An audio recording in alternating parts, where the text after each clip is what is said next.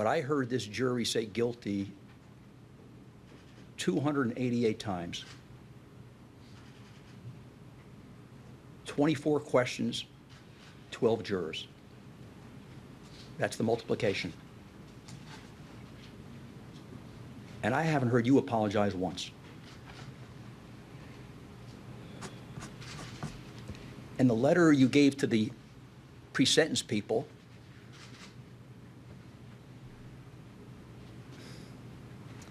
I'll call it unimpressive.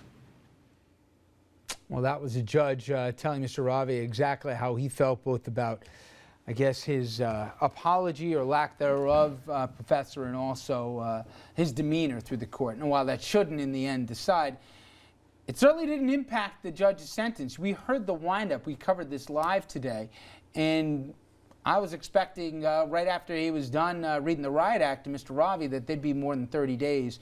How much does today or days like today in the pre-sentencing where the families give their statements, much does it really impact the judge's decision for sentence? Yeah, it's hard to know, but I've always had the feeling that the judges pretty much know in advance what that sentence is going to be, because they've been reading the pre-sentencing reports. They've been thinking this over for a long time. Kind of like oral arguments to the Supreme Court. They kind of made up their mind already. Exactly. And if there's doubt one way or the other, maybe these statements in court are going to affect it. And in fact, there may be judges who really do go in there with an open mind. But I think this judge was very concerned from the beginning with the fact that Ravi had not shown any remorse. So like you, I was really surprised after all that talk about lack of remorse that he came out with just 30 days. I thought that was going to weigh very heavily against him.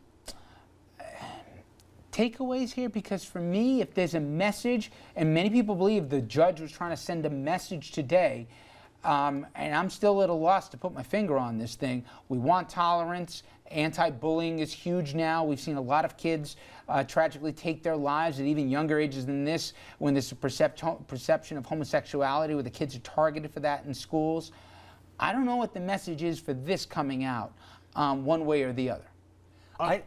Go ahead. Yeah, I don't think there's a message problem in that sense. I don't think that anybody in the future is going to say, well, I think I'll take a chance on webcamming my roommate because I'm only going to get 30 days. I mean, it's everything that's gone on for the last couple of years. The publicity, the fact that he's now convicted of 4 serious crimes, what any other state would call felonies. That's on his record forever. He could get deported. I think the message has been sent here. And I think the judge is thinking, well, it's not going to serve any practical purpose by locking him up because he's never going to do this again. But if you're a member of the gay community, and that's all I'm thinking about right now, do you feel, if you're gay or lesbian, do you feel, Professor, that justice has been done? We're going to answer that question okay. right after the break, Dominic. We're going to bring in our calls, too.